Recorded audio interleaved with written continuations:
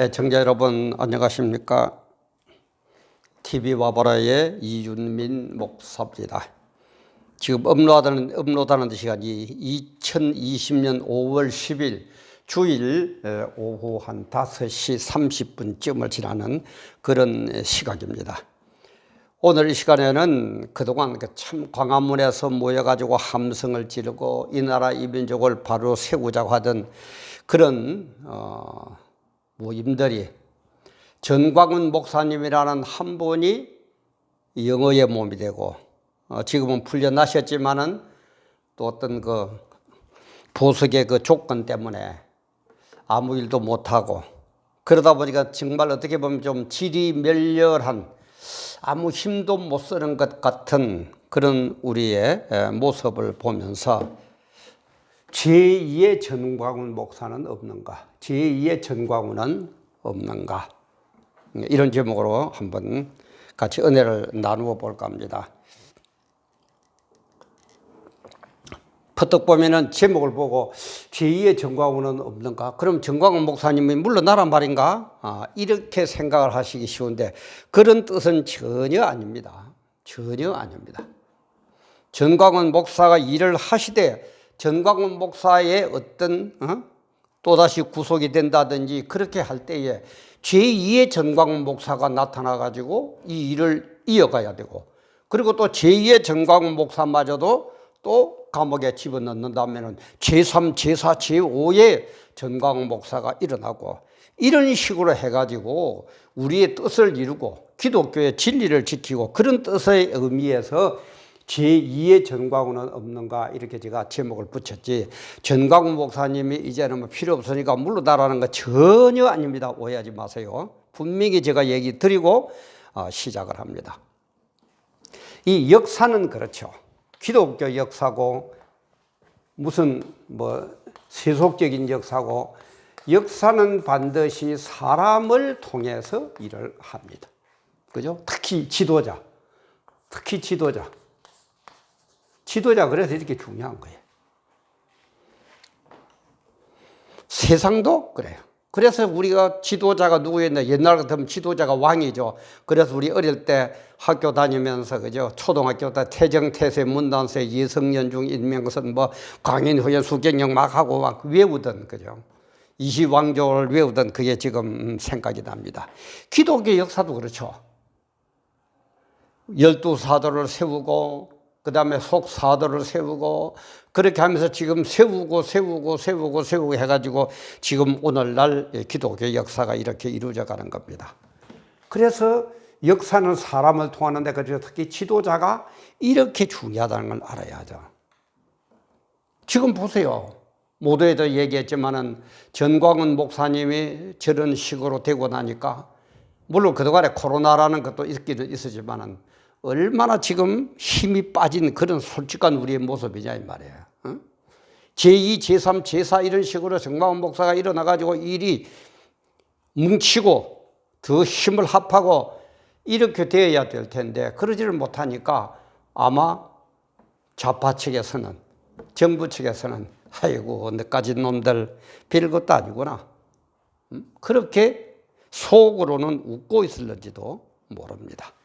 그런데 우리가 후계자를 세우는 이때에 참 이 조심을 하고 우리가 많이 깨달아야 돼요. 특히 한국 같은 데서는 후계자를 참 안 세우죠.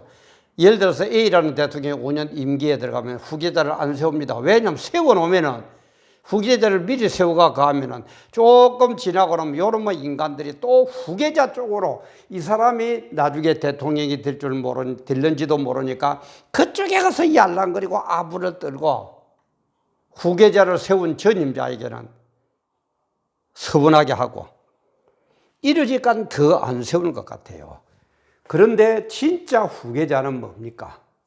진짜 후계자 세운 것은 나보다도 우리 가정의 예를 들어볼까요? 나보다도 아버지보다도 아들이 더 똑똑해야 됩니다. 아들보다는 또 누가 더 똑똑해야 돼요? 손자가 더 똑똑해야 돼요. 손자보다는 또 누가 더 똑똑해야 됩니까? 정손자가 더 똑똑해야 돼요. 그래서 자꾸 똑똑하고 능력 있는 사람이 이어져야만이 그 가문은 부흥하는 겁니다. 잘 되는 겁니다. 국가도 마찬가지예요. 지금 A라는 대통령이 있다면 A라는 대통령보다는 뭡니까? B라는 분이 더 똑똑하고 능력 있는 분이 나타나가지고 국가를 이끌어야 돼요. 그리고 또 이분이 끝나고 나면은 C라는 분이 나타나가지고 또 대통령이 되어서 이 나라 민족을 바르게 이끌고, 그래서 자꾸 더 똑똑하고 능력 있는 사람이 나와야만이 그 나라가 잘 되는 거예요. 그런데 우리는 어떻습니까?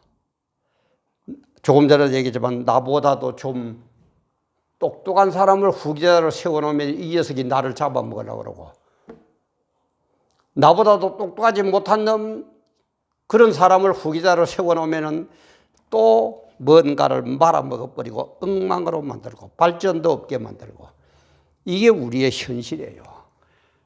그래서 우리는 후계자는 절대 자기를 세워준 전임자의 은혜를 잃으면 안 돼요.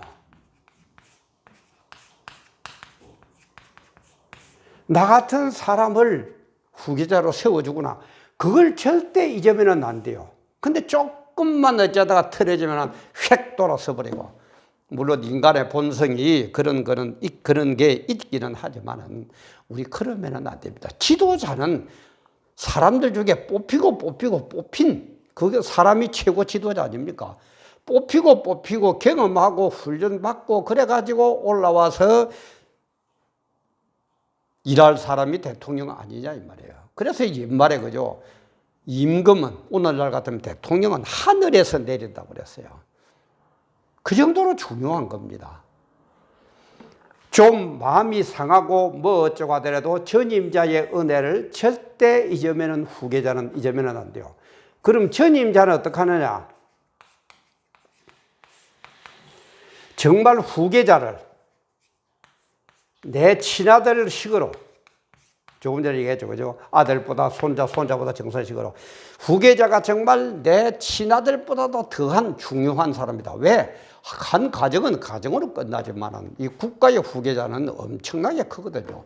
국가의 전 민족을, 온 나라를 흥하게 하느냐 망하게 하느냐 그렇게 하는 것 때문에 너무 중요하단 말이에요. 후계자를 친아들 이상으로 늘 관심을 갖고 가르치고 이끌고 보호해주고 그래야 돼요. 그런데 또 전임자는 어떻게 합니까? 안 되면은 그냥 또 잔소리를 합니다. 잘하느니 못하느니 뭐 어쩌느니. 그러면 또 전임자는 그죠, 후계자는 그 소리가 듣기 싫죠. 그래가지고 결국 막 싸움을 벌여요. 세상적으로도 그죠. 그래서 우리 기독교계에도 뭐 어느 교회 뭐 얘기 안 하다 마실 분은 알 겁니다. 그 유명한 목사님도 내가 내 아들을 후계자로 세운 게 후회간다. 어느 목사님은 정말 참 고아 같은 애를 데려다가 키워가지고 후계자를 세웠더만은 그만 그 전임자를 못 잡아먹어서 그렇게 하고. 우리 이래가 되겠느냐 말이야. 좀 인간은 인간다워야 되지 않겠습니까? 개돼지는 개돼지다워야 되고 인간은 인간다워야 돼요. 하나님은 그렇게 창조하셨거든요. 그런데 우리 인간이 왜 이러느냐 이 말이야. 왜 이러느냐 이 말이야. 그래 다시 한번 얘기합니다. 후계자는 전임자의 은혜를 끝까지 놓치면 안 됩니다. 끝까지 그 은혜에 보답해야 돼요. 그리고 전임자는 후계자를 끝까지 내 친아들 이상으로 아끼고 보호하고 길러주고 그렇게 됩니다. 그래서 끝까지 이런 은혜들이, 이런 일들이 끝까지 이어진다면은, 그렇게 우리가 교육받고 그런 마음의 자세를 갖는다면은 전임자가 후계자를 미리 뽑아가지고 교육 못 시킬 것도 없습니다. 후임자는 끝까지 그런 자세를 갖는다면은 전임자를 향해서 배은망덕한 행동을 할 수가 없습니다. 어떻게 합니까? 그런 인격과 실력을 못 갖춘 가운데서 그냥 이 사람은 나하고 친하니까 내 후위자로 만들고 뭐 어쩌고 이런 것이지, 우리가 국가의 지도자를 후임자로 세우는 것은 너무너무 중요합니다. 교회에서도 후임자를 길러가 세운다는 게 너무너무 중요합니다. 그래서 성경에도 보면 그죠, 모세가 여호수아를 그렇게 교육시키고 훈련시키고, 그리고 나서 모세는 여호수아에게 안수해주고 축복기도 딱 해주고 다 물러서 버리죠. 그리고 여호수아가 모세의 뒤를 이어서 가나안 땅을 정복합니다. 얼마나 아름다운 모습입니까? 두 사람 다툰 거 하나도 없어요. 여호수아는 정말 모세를 하나님처럼, 하나님으로 모시면 안 되지만 하나님처럼 그렇게 따르고 모시고, 모세는 여호수아를 자기 정말 아들처럼 너무너무 아끼면서 이끌고, 그러니까 하나님도 그죠, 모세의 뒤를 이어서 여호수아에게 마음 풍요롭고 맡기고 가나안 땅을 정복하게 만드는 그런 엄청난 축복을 주신다 이 말이에요. 그래서 우리 인간적인 머리로서 이런 것들을, 잘못을 예방하기 위해서는 사람보다는 뭡니까? 시스템을 잘 갖춰야 돼요. 시스템으로 움직여야 돼요. 시스템보다는 더 잘하기 위해서는 성경적인 것으로, 성경적인 진리로 모세와 여호수아처럼 그렇게 움직이면은, 그렇게 대를 이어가면, 그렇게 훈련받고 그렇게 존경하면은 아무 이상 없이 잘 됩니다. 근데 미국에서는 그죠, 사람보다는 시스템으로, 대통령이 어떻게 바뀌더라도 국가 정책이 확 바뀌는 그런 것도 우리처럼 그죠, 뭐 대통령이 바뀌니까 완전히 그냥 인민주의 공화국으로 돌아가려고 그렇게 안 바꾸죠. 시스템에서 걸르는 거예요. 우리는 이런 것들을 성경에서 걸러버리면 절대 저 후계자와 전임자가 싸울 일이 없어요.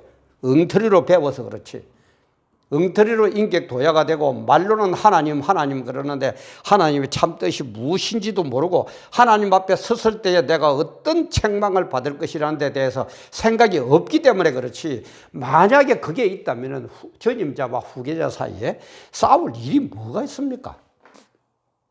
나같이 못난 사람을 후계자로 세워준 전임자는 내가 못한 그 일들을 내 후임자가 들어서 가지고 그 일을, 하나님의 일을 이루어 갈 거라고 생각한다면 어떻게 우리가 싸워요? 어떻게 지지고 볶고해요?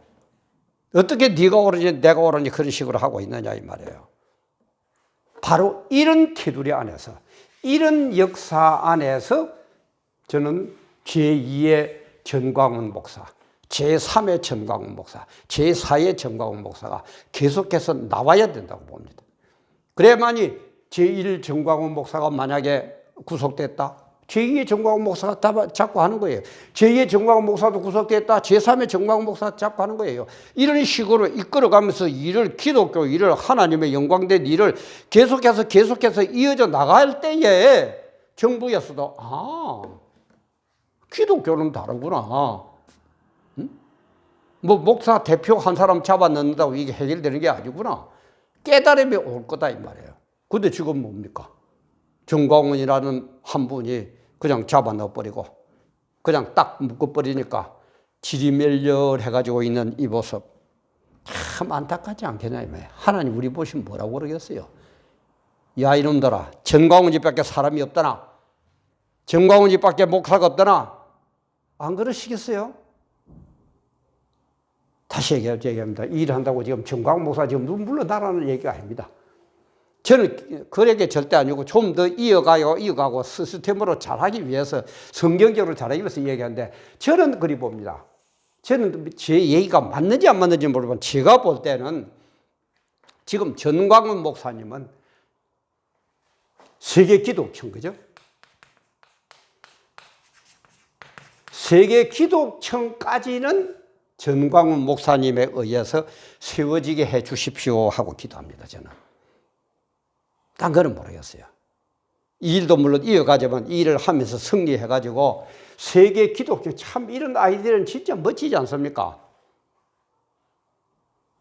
그래서 이런 엄청난 이 역사를 세계 기독청을 세우고 그 다음에 그 뭐 자리에서 물러서시든지 주님의 부름을 받든지 그는 모르겠는데 저는 적어도 세계 기독청을 세울 때까지는 우리 전광훈 목사님 건강도 지켜주시고 지혜도 지켜주시고 하는 일들의 권능도 더해주시고 저는 그렇게 기도합니다. 그렇게 하면서 전광훈 목사님은 제2, 제3, 제4의 자기 대를 이어서 일할 분을 지금 위에서 기도하고 세워나가야 됩니다.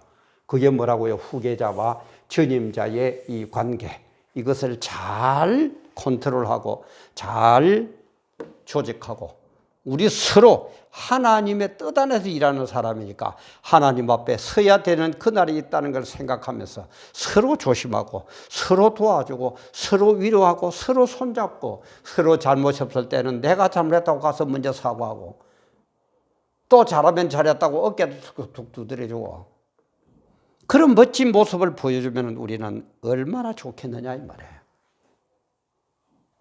지금 4.15 총선 뒤에 문재인 정권이 저렇게 들어섰으니 이제는 뭐 안 잡은 데가 뭐가 있습니까?